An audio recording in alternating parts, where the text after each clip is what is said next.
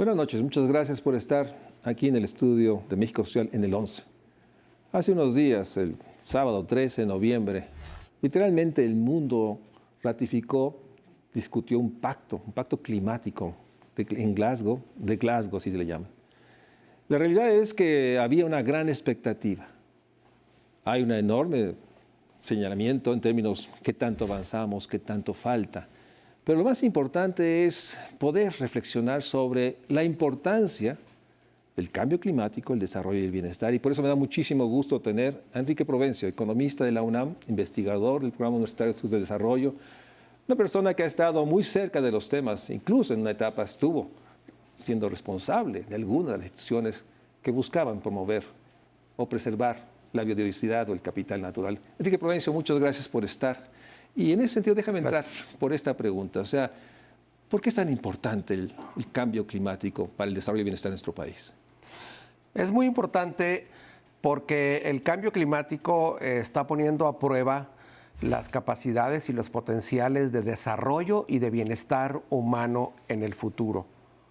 Si algo debe preocuparnos del cambio climático, no es tanto la afectación per se por las altas temperaturas, sino la consecuencia que esto tiene para la seguridad humana, para el bienestar, no nada más de las nuevas generaciones, sino de todas las generaciones presentes y las que vienen, en efecto, y cómo el cambio climático puede afectar el potencial de desarrollo, de producción y distribución de riqueza en el mundo.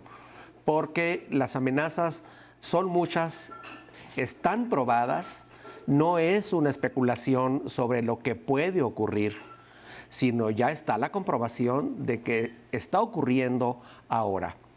Y eso es muy importante si lo vemos desde la perspectiva del desarrollo humano, porque lo que está sucediendo acontece a un ritmo mayor que lo que se preveía hace apenas unos cuantos años. Y lo que puede ocurrir ha sido calificado por Naciones Unidas, por su secretario general, como una verdadera urgencia. Y por eso es importante el Pacto Climático de Glasgow, el Acuerdo de París que se adoptó en 2015 y las negociaciones que van a continuar los próximos años. Porque como humanidad necesitamos responder urgentemente, y por eso se ha dicho que esta década es la década crítica para cambiar las tendencias de las emisiones de gases de efecto invernadero, de sus concentraciones en la atmósfera y de sus impactos en el clima mundial. Y por tanto, la centralidad que tiene el tema en las negociaciones internacionales y en las decisiones que tome cada país tienen que ver antes que nada con el bienestar, con el futuro del desarrollo humano. Por eso es tan importante. Y en ese sentido, lo que nos estás subrayando es que esta realidad de nuestro país es que sí ha tenido impactos severos en el bienestar y el desarrollo. O sea, no es un tema nada más, digamos, de, como dicen algunos economistas, de la inversión o digamos, cambiar ciertas pautas en la industrialización o no. Sí tiene que ver fundamentalmente en esta dimensión. Y en ese sentido, haznos esa reflexión, o sea, ¿cómo ha impactado en nuestro país? O sea, ¿qué relación tiene la situación del país en términos ambientales y la situación social del país? Son varias direcciones para una respuesta. La primera de ellas es que el impacto ya se está viviendo. ¿Por qué razón? Porque ya en la actualidad las temperaturas medias mundiales han aumentado poco más de 1 grado, 1.1 grado respecto a las temperaturas preindustriales. ¿Eso es poco? No, no es poco, porque un incremento de 1.1 grados en muchas regiones se traduce en un aumento mayor de la temperatura. De hecho, en algunas partes del planeta la temperatura ya aumentó 3 o 4 grados. Y se traduce también en una disminución de la lluvia en algunos lados, en un aumento de los eventos extremos en otro, en un incremento de los riesgos que están afectando sobre todo a las poblaciones más vulnerables. Eso en México en concreto pues ya se está manifestando en una modificación del régimen de lluvias en algunas partes, con un incremento de sequías en la mayor parte del país y también con modificaciones de algunos patrones de comportamiento de enfermedades. El impacto en la salud es uno de los factores clave que están asociados a cambio climático. Y así como el impacto en la salud, también el impacto en poblaciones vulnerables, en afectación a los patrones de migración de ciertas microrregiones que están generando los llamados refugiados ambientales. El problema es que, de acuerdo a las tendencias que estamos viendo, ese incremento de las temperaturas en el mundo va a continuar, aunque muy rápidamente se tomen decisiones drásticas, como las debemos tomar. Lo más probable es que la temperatura para la segunda mitad del siglo XXI aumente hasta cerca de 2 grados. Y de ahí la importancia de los acuerdos que se adoptaron en 2015 en París y que se ratificaron el sábado 13 de noviembre de ahora de 2021 en Glasgow. La humanidad debe conservar el objetivo de que la temperatura mundial no aumente por encima de 2 grados y acelerar los esfuerzos para que ese incremento no pase de 1.5 grados.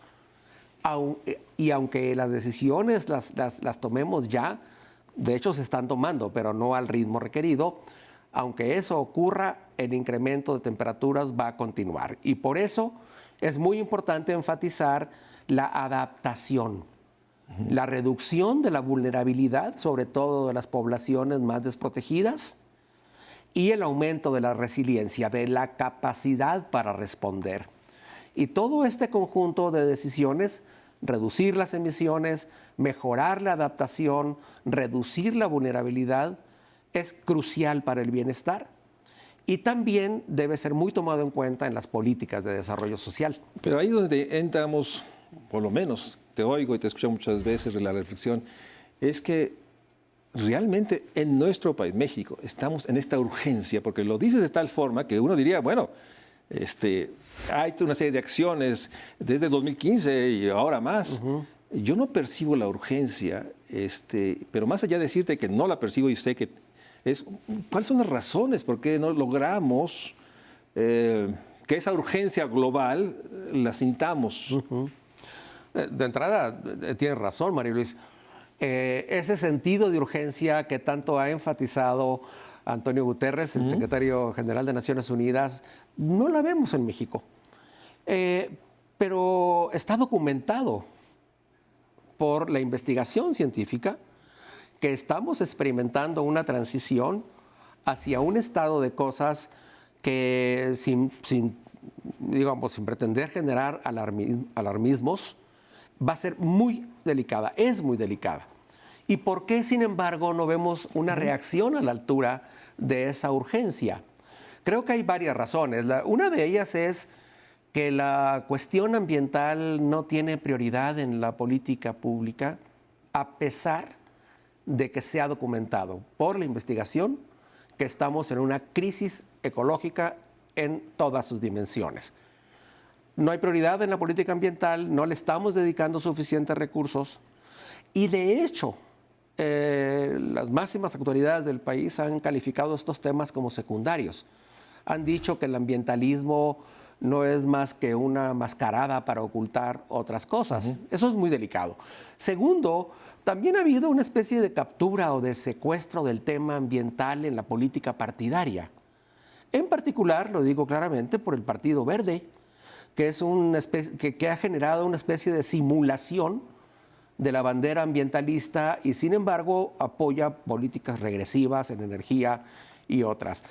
Tercero, la ofensiva que ha existido contra las organizaciones ciudadanas y civiles ha reducido la beligerancia de estas y ha reducido su capacidad de apelación y de expresión. Y sin embargo, mientras tanto, hay una violación de los derechos humanos de los defensores ambientales, con graves problemas de desaparecidos y muertes de líderes ambientales. Estas son algunas de las razones que explican esta falta del sentido de urgencia para exigir políticas más activas. Y esto es muy importante porque las posiciones que México tomó recientemente en la conferencia de las partes que se realizó en Glasgow, pues dejó mucho que desear porque no adoptó compromisos a la altura de las circunstancias globales que estamos viviendo. Déjame en un corte y regresamos, porque pareciera ser, o por lo menos así lo leo, que no solo no avanzamos, sino una regresión de lo que se planteó o que el país se comprometió en París. Y esta regresión, en términos de metas, compromisos, es más que nunca evidente. Y en ese sentido, lo importante es, ante esta realidad, tenemos una pregunta de fondo que me gustaría dialogar con Enrique Provencio. O sea, ¿cómo logramos que esta agenda que es central para el desarrollo y el bienestar, ubicarla?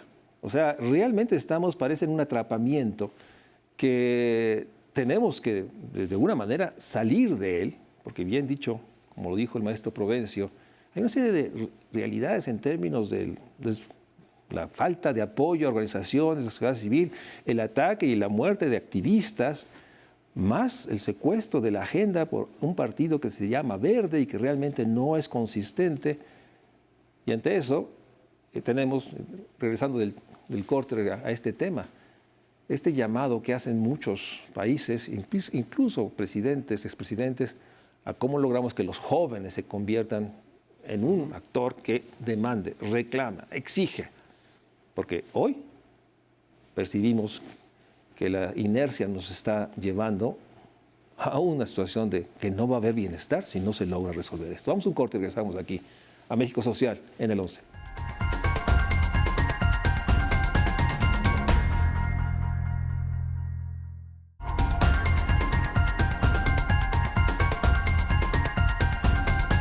Estamos en México Social hablando sobre la realidad después de Glasgow, del pacto, del acuerdo. ¿Cómo logramos? Y ha sido muy contundente, Enrique Provencio, en términos de documentar las trabas, las razones, digamos, estructurales, ¿no? Y pareciera ser que, como estamos, tu pronóstico es que no podrá haber mayor bienestar ante esta inercia que tenemos. Entonces, primero, ¿es real que ha habido retrocesos en términos de simplemente metas? Y segundo, la pregunta política, ¿cómo salimos de este atrapamiento que nos has documentado?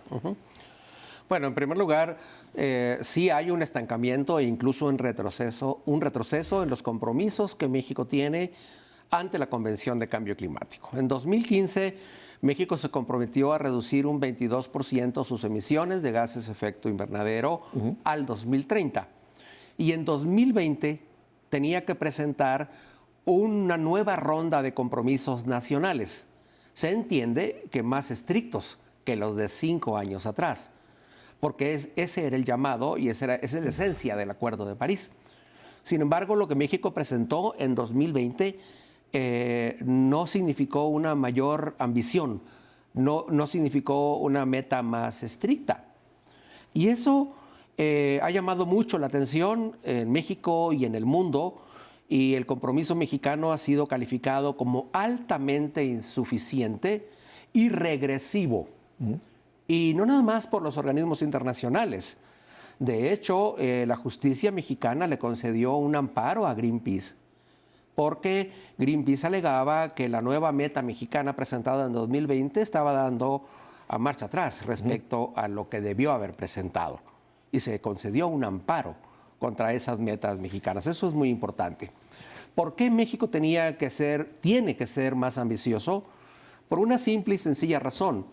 Porque en los años recientes se ha documentado que necesitamos ir el mundo y todos los países de manera más rápida y agresiva para reducir las emisiones. De hecho, la meta deseable es que al 2030 las emisiones se reduzcan 45%. Respecto al nivel de 2015.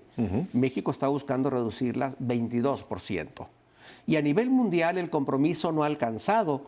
De hecho, en esta última conferencia de las partes que hubo, se demostró que como van las cosas, las emisiones van a aumentar 13,5% en 2030 contra 2015, en lugar de reducirse 45%. Y eso nos aleja de la meta de que la temperatura mundial no aumente más de 2 grados y de preferencia se acerque a 1,5. Lo que tiene que ocurrir entonces para los próximos años es que México tiene que reformular su política de cambio climático. Recientemente se publicó el Programa Especial de Cambio Climático para el periodo 2021-2024. Salió con año y medio de retraso, tiene desactualizado el diagnóstico, no se compromete más allá de lo que habíamos tenido ya como meta en 2015 y tiene una serie de problemas. Pero sobre todo México no ha formulado una estrategia de largo plazo. El mundo entero se está moviendo para que a mediados del siglo las sociedades se vuelvan neutrales en términos de emisiones de carbono. Y ese es el objetivo de las negociaciones internacionales que van a continuar los próximos años. Va a haber otra conferencia de las partes en 2022 en Egipto y los siguientes años seguirán las negociaciones. Pero a lo que el mundo va es a la neutralidad de carbono a mediados de siglo. México no ha dicho una palabra sobre esa ambición y por tanto no ha formulado una estrategia de largo plazo. Por cierto, la Ley de Cambio Climático tiene establecida una estrategia nacional de acción climática a largo plazo. Es hora de que la reformulemos, de que la pongamos al día y que expresemos una política consistente con la reducción de las emisiones en 45% a 2030 y con la neutralidad de carbono a 2050. Eso va a implicar una verdadera transformación social y económica. Y es compatible preservar y aumentar el bienestar con una trayectoria de reducción de emisiones. Claro que es compatible, pero para eso hay que buscar que la transición climática sea socialmente justa, que no propicie una mayor concentración del ingreso, al contrario, que sea compatible con la reducción acelerada de la pobreza y la erradicación de la pobreza extrema, que sea compatible con los objetivos de desarrollo sostenible a 2030, de los que se ha hablado poco estos últimos meses y semanas, pero lo de cambio climático no sustituye a los objetivos de 2030, al contrario, necesitamos que sean compatibles. Pero entonces déjame tomarte ahí porque, tratando de interpretar, el argumento del gobierno federal, del presidente, sería que su propuesta energética es para evitar que los pobres paguen más por los energéticos. Por eso la refinería y por eso una serie de acciones en el sector eléctrico. Ese parece ser que es el discurso, que esas son las formas de evitar que los pobres o el pueblo pague más por los energéticos. O sea, en ese discurso ha planteado, entonces necesitamos, yo hice una reflexión tuya sobre este planteamiento de la energía vis a vis lo que planteas, que la manera de evitar que, o hay que tratar que la nueva política ambiental no castigue a los que tienen menos recursos. Entonces, ante estas posiciones, ¿cuál sería tu respuesta al planteamiento de que la estrategia energética de este gobierno lo que evita o lo que quiere evitar es que el pueblo pague más por la energía y por eso hay que hacer todas estas acciones? El pueblo, la población pobre y la población vulnerable van a terminar pagando más por los impactos del cambio climático si no hacemos una transición energética acelerada. Esa es la realidad. O sea, no es un tema del precio del gas. No es solamente un tema del nivel de las tarifas o de los precios a corto plazo. Si no aceleramos una transición, un cambio de la matriz energética para despetrolizarla, para desfosilizar, como se dice, la producción, sobre todo de electricidad, las consecuencias van a ser peores. Por eso una decisión ambiciosa de largo plazo con amplitud de miras tiene que ver al problema de los próximos años y décadas, no solamente a la cuenta inmediata. Este no es un problema de contabilidad financiera y eléctrica, es un problema de transición a más largo plazo. E insisto, es compatible pensar en el bienestar social con una reducción de la vulnerabilidad y a la vez pensar en una transición energética más ambiciosa. La reforma eléctrica que está planteada pues no tiene como prioridad el incremento de energías renovables. Tiene otras prioridades, atendibles o no, pero son diferentes. y además no va a despetrolizar la economía. O sea, va en contra de, digamos, de esta visión. Digamos. En el mejor de los casos, lo que va a hacer es dejar de exportar petróleo, como se lo dijo el presidente López Obrador al presidente Biden en una carta a fines de octubre, el 28 de octubre. México ya no va a exportar petróleo, de acuerdo, pero va a seguir consumiendo petróleo. El verdadero compromiso es invertir en la transición energética con las renovables y además con la participación de todos los sectores. Esta no es solamente una tarea gubernamental, debe ser una tarea de todos quienes puedan participar e invertir, incluyendo, por supuesto, la iniciativa privada. Entonces, déjame ahora sí tratar de provocar tu imaginación sociológica, porque el llamado final en Glasgow fue tratar que los jóvenes, las nuevas generaciones, tomen la bandera y exijan más y sean mucho más intolerantes. Así decía Obama en su discurso al final de la convención, de la cumbre. En ese sentido, ¿por qué no logramos generar esa movilización? ¿Dónde estamos? ¿Qué tenemos que hacer nuestras generaciones para provocarla, para apoyarla? Porque no está. Y es una realidad que nos hace falta. Ya nos diste un relato de cómo se desmontó muchas organizaciones, pero en el fondo está en la universidad, en nuestra universidad, no está propiamente como una agenda permanente o que genere esta rabia, irritación. Parece ser hasta ahorita que Glasgow no permeó hacia adentro. Efectivamente, desde hace ya por lo menos 5 o 6 años, el mundo entero está viendo una movilización, una agitación, donde los protagonistas, en efecto, son los grupos jóvenes que están exigiendo un mayor nivel de compromiso. En las universidades en general, no solamente no hay movilización, sino que hay poca difusión y poca vinculación asociada a este compromiso. Sin embargo, hay una innumerable cantidad de programas, de grupos de investigación que están haciendo trabajo de frontera en materia de energías renovables, de cambio climático. Investigación sí hay. No la suficiente, claro. También sí. El medio ambiente nos afecta el rezago científico-tecnológico, pero hay mucho más de lo que se está utilizando. ¿Qué tenemos que hacer? A mi juicio, trabajar al menos en 2 direcciones. El mayor compromiso con las nuevas generaciones es que las decisiones que ahora tomemos estén alineadas con lo que ellos van a vivir en 10, 15, 20 años. Las y los jóvenes que en este momento están preocupados, porque sí están muy preocupados, y los que se están movilizando van a tener alrededor de 50 años hacia mediados del siglo, cuando el impacto del cambio climático se esté viviendo con una mayor intensidad que ahora. Por eso el mayor compromiso de personas como nosotros es ayudar a tomar decisiones compatibles con esa realidad que van a vivir. Y de esa manera creo que los podemos apoyar muchos más, aparte de abrir más los espacios y alentar el debate público. Y segundo, creo que de parte de las autoridades lo que debe cambiar es la actitud ante el diálogo. En estos momentos casi no hay diálogo público alrededor de medio ambiente. Y este problema, la interlocución para las políticas, pues hay que resolverlo incentivando que haya más espacios de deliberación colectiva, de trabajo, de diálogo público alrededor del futuro ambiental de México. Y creo que eso ayudaría mucho en la dirección que dices. Pues con este comentario de Enrique Provencio, déjenme decirles, Enrique Provencio es una de las voces de mayor credibilidad y autoridad académica sobre este tema. Y en ese sentido, el reto está ahí. Los señalamientos recientes en el mundo, la urgencia está establecida. Necesitamos ponerlo en el centro.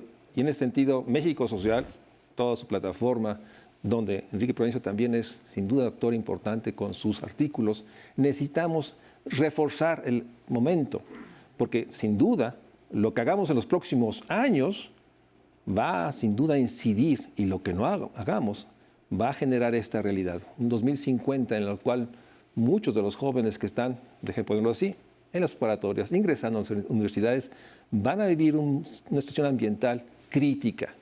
La urgencia está, y por eso, nuevamente, agradecerle a Enrique Provencio que estés siempre aquí y sobre todo que estés siempre atento a la enorme necesidad de hacer mucho más, pero mucho más ya. Gracias, Enrique. Gracias a ustedes. María Luisa. Buenas noches.